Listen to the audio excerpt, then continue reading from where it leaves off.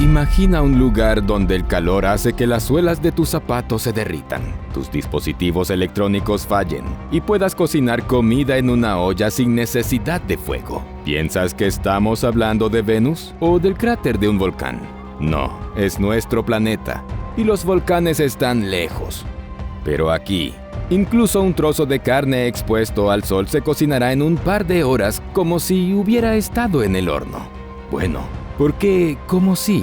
Aquellos que han estado en este lugar y han logrado salir lo describen exactamente así. Este infierno incluso solía ser el hogar de una civilización asombrosa que una vez prosperó, pero ahora solo quedan ruinas inusuales. Las temperaturas más altas en la superficie del planeta han sido registradas aquí por satélites de la NASA. Se dice que ni siquiera las bacterias pueden sobrevivir. Vamos a comprobarlo. Hoy vamos a hacer un viaje al desierto de Lut en Irán. ¿Cómo es posible que el desierto más caliente no sea ni el Sahara ni el Valle de la Muerte? ¿Qué tipo de civilización antigua vivió aquí y a dónde se fue? ¿Y por qué parece haber sido gobernada por un matriarcado? Finalmente, daremos un paseo virtual al punto más caliente del desierto y descubriremos qué le sucede a los humanos y al equipo en tal calor infernal. Y averiguaremos si realmente no hay ni siquiera bacterias aquí. El desierto de Lut, el lugar más caliente de la Tierra. Por favor, dale like a este video y recuerda que así no solo nos brindas tu apoyo, sino que también le enseñas a los algoritmos de YouTube sobre el valor del contenido.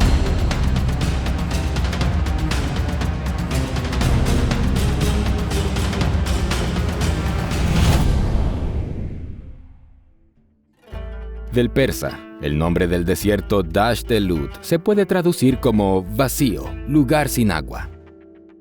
Y estas palabras describen perfectamente lo que verá un loco que se atreva a visitar esta tierra remota y desolada. A pesar del calor infernal y la extrema sequía, los paisajes extraños fascinan y atraen a turistas a este rincón misterioso. Es una zona muy pintoresca que cubre varias depresiones separadas por tierras altas y formaciones de origen volcánico. El desierto cubre un área de 52 kilómetros cuadrados al este del país. Se extiende unos 500 kilómetros de longitud y varía de 100 a 320 kilómetros de ancho. En las últimas 2 décadas, 2 satélites de observación terrestre han medido la radiación infrarroja emitida por la superficie del planeta en diferentes lugares. El objetivo era determinar sus temperaturas a gran escala. Para este propósito se utilizaron los MODIS de la NASA, espectroradiómetros de imágenes de resolución moderada. Los datos de MODIS demostraron regularmente que las temperaturas de verano en las regiones áridas subían por encima de los 60 grados centígrados. Finalmente, en 2005, se registró una temperatura récord de 70.7 grados centígrados en el desierto de Dasht de Lut. Sin embargo, luego se descubrió que ese no era el límite. Respaldados por mejoras en el software, investigadores de la Universidad de California, Irvine, realizaron un nuevo análisis de las temperaturas superficiales globales en 2018. Los datos de satélite de alta resolución informaron que las temperaturas alcanzaron hasta los 80.8 grados centígrados en Dasht de Lut. Pero la temperatura en el desierto no es uniforme. En esta zona infernal, hay un lugar de calor absolutamente extremo donde incluso una breve estancia sería peligrosa para la salud e incluso la vida. Se considera que el lugar más caliente del desierto es la meseta de Gandomberian. Su nombre se traduce como trigo asado. Una leyenda cuenta que en tiempos antiguos una caravana tuvo que dejar su carga de trigo aquí, ya que ni siquiera los camellos podían soportar el calor, y decidieron moverse a un lugar menos peligroso con poca carga. Después de un tiempo, cuando los camellos se recuperaron, los hombres regresaron a la meseta, pero encontraron el trigo quemado hasta quedar crujiente. Al final de nuestro viaje, iremos a este lugar espeluznante, y lo verás con tus propios ojos en toda su majestuosa letalidad. Mira el video hasta el final. ¿Cómo se formó el desierto? Primero averigüemos cómo se formó en la Tierra una zona que no se parece a ninguna otra, como si proviniera de otro planeta. El desierto de Lut no siempre fue un desierto. Solía ser todo lo contrario a lo que es hoy. Repito, todo lo contrario. Ni siquiera estamos hablando de frondosos bosques. Los científicos creen que hace millones de años, en lugar de tierras abrasadas por el sol, aquí había un mar interior que posiblemente era una extensión del mar Arábigo.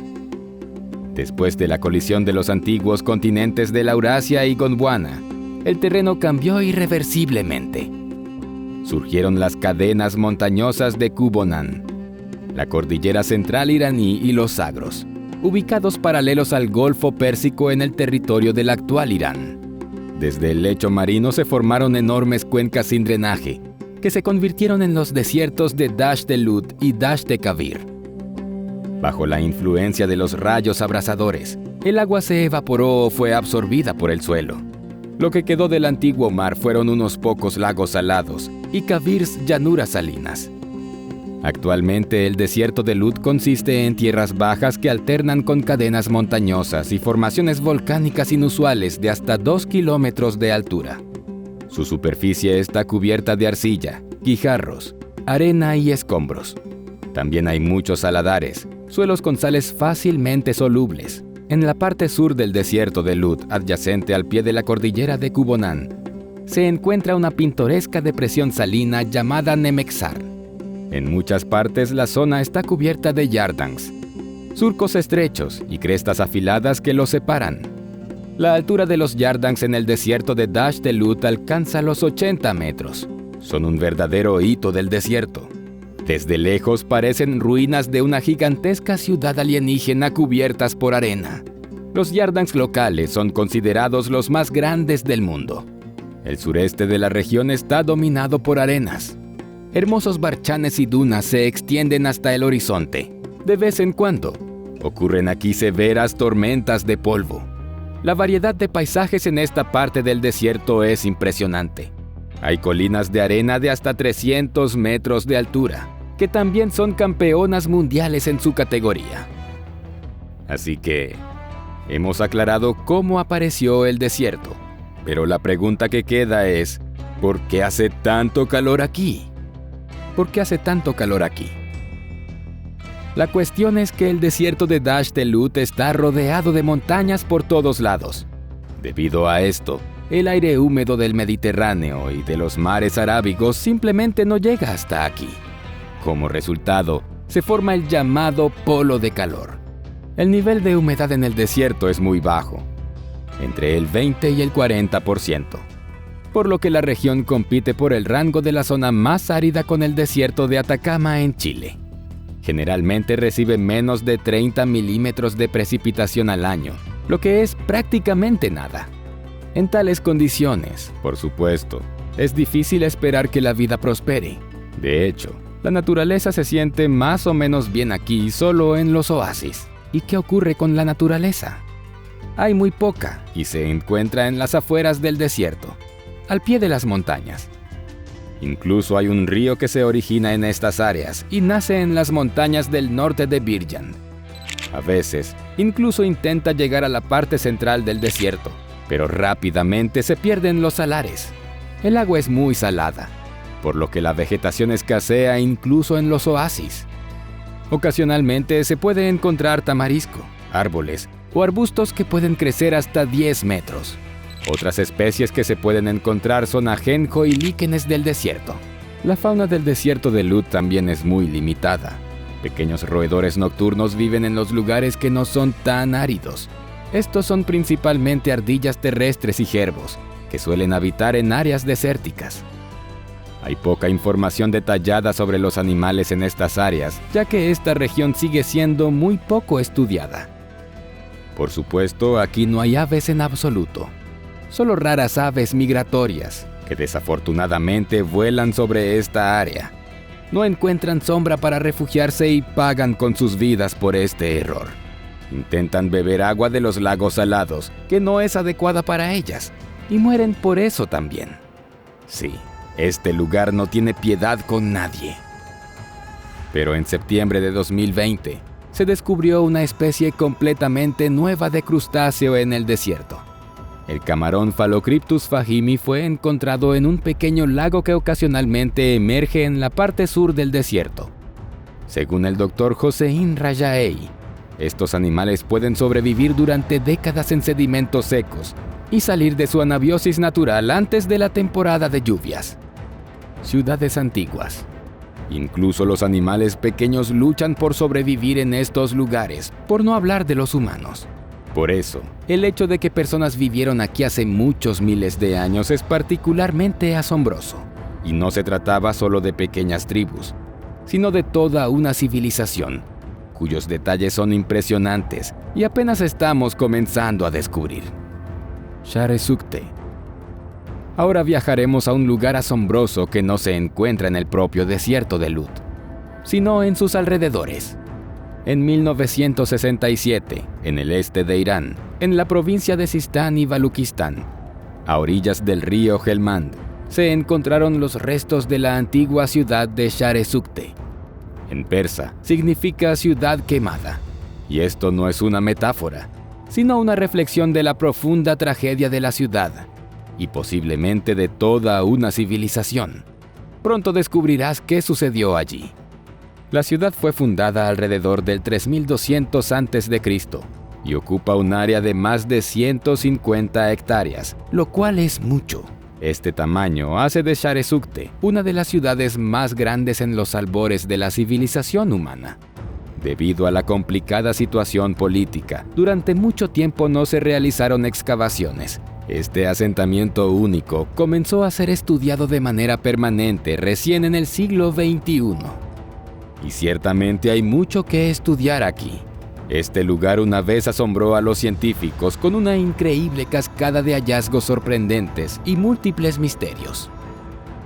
El caso es que a pesar de la abundancia de hallazgos, estos plantean más preguntas que respuestas. A juzgar por ellos, por ejemplo, la cerámica pintada. La civilización de la ciudad quemada no era similar a ninguna de las que existieron en esa época, ni a la civilización de Elam encontrada en el oeste de Irán de esa era, ni a la civilización de Harappa del Valle del Indo. Veamos qué cosas asombrosas se descubrieron en esta misteriosa ciudad antigua. Uno de los hallazgos más famosos en el territorio de Share Sukte es el primer ojo protésico conocido. Está hecho de betún natural, una sustancia dura pero dúctil cuando se calienta, formada en la naturaleza bajo ciertas condiciones a partir del petróleo. El betún se comenzó a utilizar en la Edad de Piedra para fabricar utensilios y unir diversos elementos. Una fina capa de oro cubre la superficie de la bola de betún, y el iris con rayos dorados divergentes está grabado en el centro. La prótesis está sujetada a la cuenca del ojo con un fino alambre de oro. El estudio del esqueleto reveló que el ojo artificial pertenecía a una mujer que vivió alrededor del 2900 a.C. y se utilizó durante su vida. Ella era muy alta para su época, medía 182 centímetros y tenía un tono de piel oscuro. Presumiblemente, era de Arabia y murió relativamente joven, a la edad de 25 a 30 años.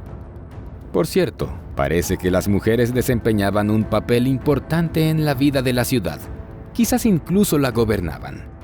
Al menos superaban notablemente a los hombres en número y en esperanza de vida.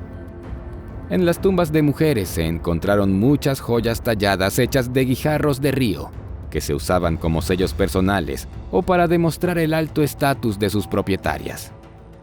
Podemos suponer que esto es un sesgo demográfico común para esos tiempos difíciles. Después de todo, los hombres probablemente fallecían en masa durante las guerras. Sí, tiene sentido, pero hay un detalle. Los arqueólogos no encontraron armas en Share Sukte, ni siquiera un leve indicio de que hubiera guerreros y hombres de guerra en absoluto. Esto es, por decirlo suavemente, muy extraño, ya que es imposible que una metrópolis de tal magnitud no tuviera enemigos en esos tiempos. ¿O tuvo la suerte de existir en una era pacífica? No, porque la propia historia de la ciudad sugiere periodos muy trágicos. Y estamos hablando de más de 1000 años de existencia de la ciudad. La historia de Share Sukte se divide en 4 etapas, cuya sucesión se caracteriza por un aumento brusco en su área. Durante 11 siglos, el territorio ocupado por la ciudad aumentó en magnitud, de 10 a 150 hectáreas. Durante este periodo, se construyeron en la ciudad edificios monumentales, áreas residenciales, talleres artesanales y un enorme cementerio. Parecería que la ciudad estaba en continuo crecimiento y desarrollo. Desafortunadamente, no fue así. La ciudad fue completamente destruida por el fuego 3 veces, por lo que fue reconstruida 3 veces. La razón de la destrucción completa y repetida de la metrópolis aún no está clara. Una cosa es segura: los habitantes tenían el mismo respeto por la muerte que muchas otras civilizaciones. Los científicos modernos poseen un tesoro inagotable de información sobre este tema.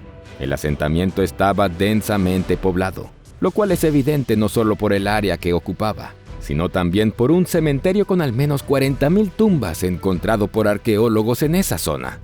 Esta es una escala increíble para esos tiempos. Desde el exterior, parecen imágenes de una película de ciencia ficción sobre una civilización alienígena en un planeta desértico. Es tan diferente de los días modernos y de cualquier civilización vecina a esos tiempos. Actualmente, los arqueólogos iraníes estiman que solo se ha excavado entre un 4 y un 5% del área de Share Sukte. Tristemente, sabemos muy poco sobre la increíble civilización que fundó la ciudad. Algunos investigadores sugieren que pertenecía a la cultura Hiroft, en la edad de bronce temprana, de los milenios 3 a 1 a.C. Pero la ciudad es bastante diferente del sitio histórico principal de esta última, Konar Sandal, una ciudad en 2 colinas. Otros opinan que Share Sukte era una cultura aparte, la cultura Helmand, que incluye Mundigak, ubicada en Afganistán, de aproximadamente 3.200 a 2.350 años antes de Cristo. En general, los científicos ya cuentan con suficiente evidencia de la existencia de una civilización completamente distintiva y desarrollada entre Mesopotamia y la civilización elamita en el oeste y la civilización del Indo en el este. Una civilización de la que el mundo científico no tenía conocimiento alguno hasta hace pocos años. Las razones del surgimiento y declive de Share Sukte siguen siendo un misterio. Un hecho particularmente notable es la independencia del desarrollo de la ciudad de las ciudades vecinas de esa época, lo cual dificulta responder la pregunta sobre el origen de esta civilización y sus predecesores. A juzgar por los hallazgos, la ciudad eventualmente fue abandonada alrededor del 1800 a.C. ¿Quiénes eran los habitantes de la ciudad? ¿De dónde venían y a dónde iban? ¿Qué idioma hablaban y cómo llamaban a su ciudad? Todas estas preguntas quedan sin respuesta. Ahora, vamos a trasladarnos al lado opuesto del desierto de Lut para visitar otra ciudad antigua, Shaddad. Según los científicos iraníes, en la antigüedad, el desierto de Lut sirvió como un fuerte vínculo entre Oriente y Occidente. En ese entonces no era tan mortalmente caluroso. Quizás Share Sukte y Shaddad fueron incluso ciertos polos de este vínculo civilizatorio. La ciudad de Shaddad no es solo un sitio arqueológico. La gente todavía vive aquí, a pesar de las condiciones absolutamente infernales. Después de todo, la ciudad está directamente adyacente al desierto. Este asentamiento apareció en el quinto milenio antes de Cristo. Para principios del tercer milenio antes de Cristo, Shaddad comenzó a crecer rápidamente a medida que el comercio internacional con Mesopotamia se expandía. Las excavaciones de tumbas han revelado impresionantes artefactos entre los bloques de piedra alguna vez pintados en colores brillantes. Entre ellos se han encontrado varias estatuas de arcilla inusuales, casi de tamaño humano, colocadas en la cámara funeraria junto a los muertos. Los artesanos de la ciudad trabajaban con lapislázuli, plata, plomo, turquesa y otros materiales importados de sus vecinos, aunque bastante distantes, en Afganistán, así como con conchas del Golfo Pérsico y el Océano Índico. Las evidencias muestran que había una gran industria metalúrgica en la antigua Shaddad en ese momento. Durante un estudio reciente, una nueva generación de arqueólogos descubrió una colina enorme, de casi 300 por 300 pies, cubierta de escoria de la fundación de cobre. El análisis de los desechos reveló que los artesanos eran lo suficientemente inteligentes como para agregar una pequeña cantidad de arsénico en etapas posteriores del proceso de fabricación para fortalecer el producto final. Los herreros de Shaddad a veces creaban auténticas obras maestras de arte. La evidencia más vívida de esto es una bandera de metal que data de alrededor del 2400 a.C. Estaba montada en un poste de cobre coronado con la figura de un pájaro, posiblemente un águila. La bandera rectangular muestra dos figuras enfrentadas entre sí sobre un fondo variado compuesto por imágenes de animales, plantas y deidades. Aún no se ha descubierto para qué se usaba esta bandera. Es difícil conectarla con algo de la vida de la antigua ciudad. Los científicos también han encontrado artefactos sorprendentes que sugieren que los lugareños usaban una especie de perfume. En la primavera de 2009, se encontró aquí un pequeño contenedor de piedra. El recipiente resultó ser muy antiguo. Databa del final del cuarto milenio antes de Cristo.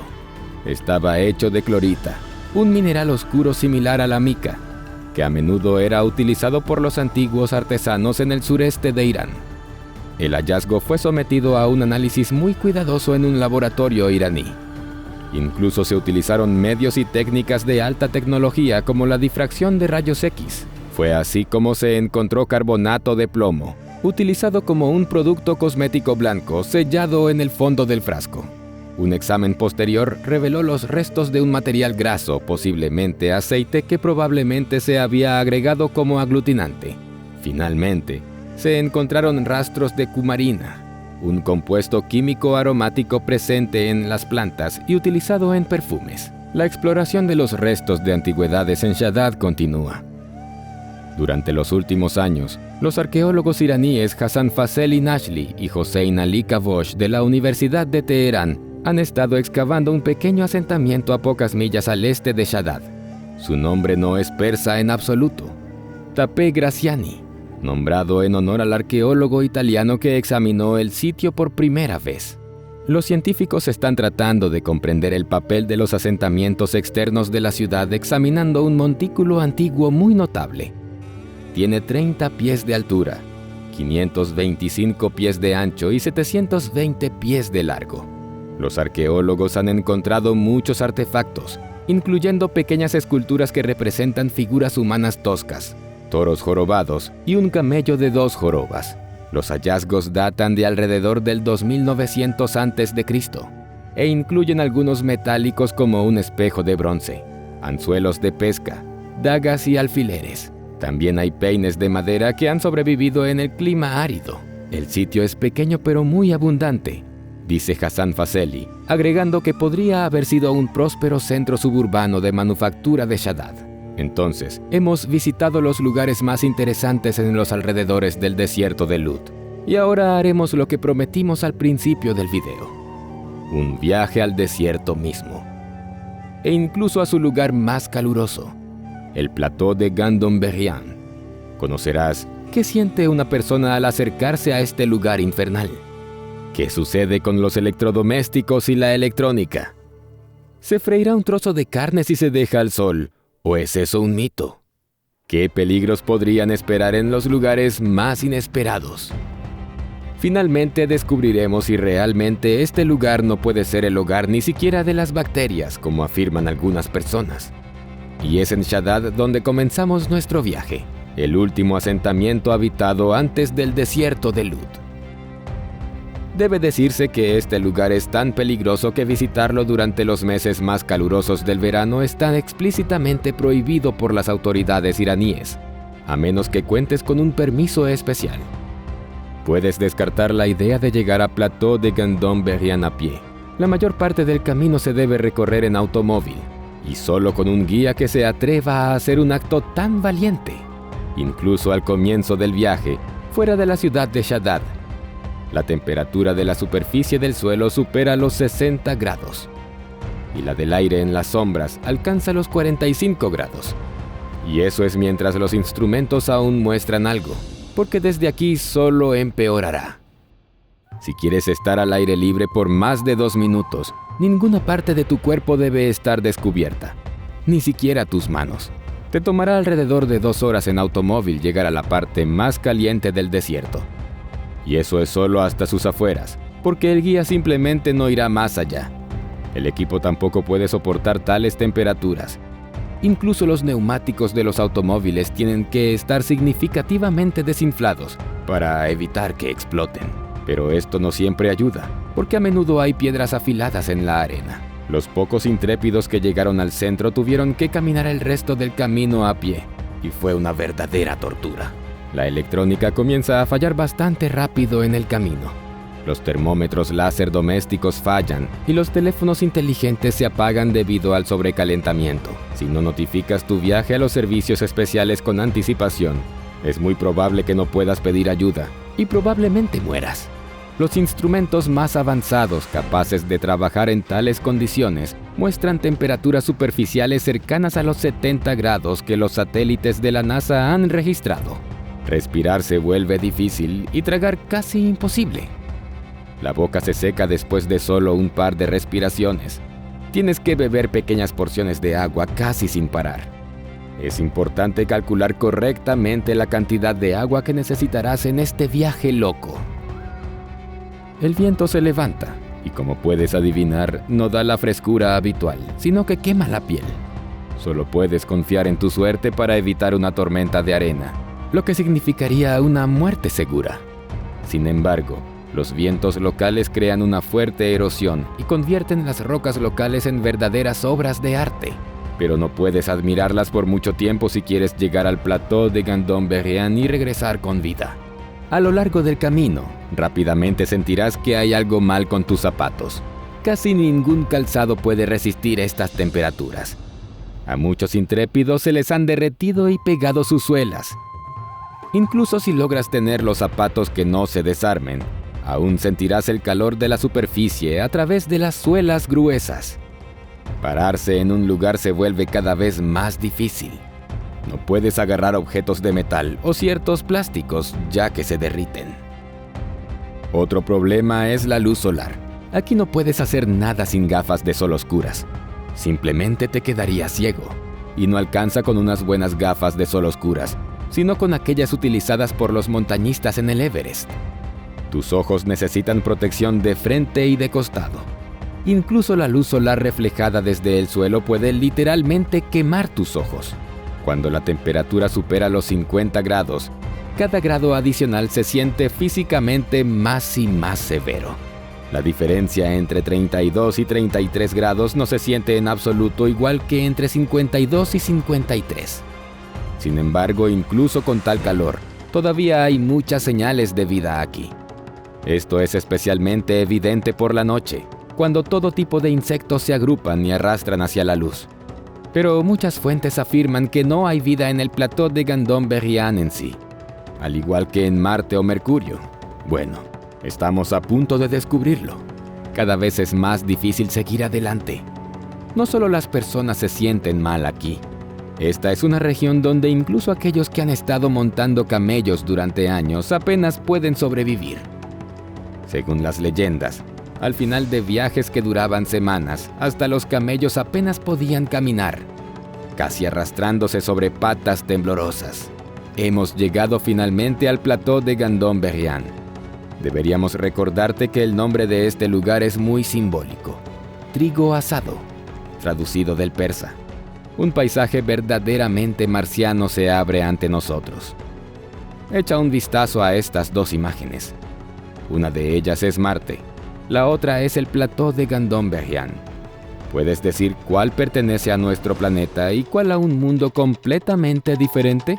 Difícilmente te sorprenderá el hecho de que aquí puedes calentar comida en platos de metal sumergidos en arena. Esto es lo que muchos viajeros hacen. Y eso no es todo. Una vez, por simple interés, se dejó un recipiente de plástico con un trozo de carne cruda aquí. 2 horas más tarde, estaba cocido en un estado poco hecho. Y si se hubiera dejado al sol durante otra hora, habría alcanzado un estado de cocción bien hecho. Y eso es solo bajo el sol, no en la arena. Pero el plató de Gandon-Berrien no es pequeño, y todavía nos quedan los últimos 100 metros por recorrer. El paisaje marciano no cambia. Vemos arena con un esparcimiento de motas de basalto color negro carbón por todas partes. Es su color lo que provoca el calor más extremo. Quedarse aquí es simplemente mortal. Incluso si tienes la suerte de tener buena salud, Puedes sufrir de una hemorragia nasal, por no mencionar que te sentirás terrible en general. Incluso podrías empezar a temblar. Este lugar literalmente absorbe todos los líquidos y la vitalidad de cualquier organismo vivo. Pero, ¿realmente se refiere a cualquier organismo? ¿Qué hay de la creencia de que ni siquiera las bacterias pueden vivir en el plató? Eso es un mito, por supuesto. Las pocas personas que lograron llegar aquí y permanecer vivas han visto e incluso filmado insectos bastante vigorosos. Pero organismos más complejos no tienen nada que hacer aquí. Es una trampa mortal de la que necesitas salir lo más rápido posible. Mejor aún, ni siquiera te acerques.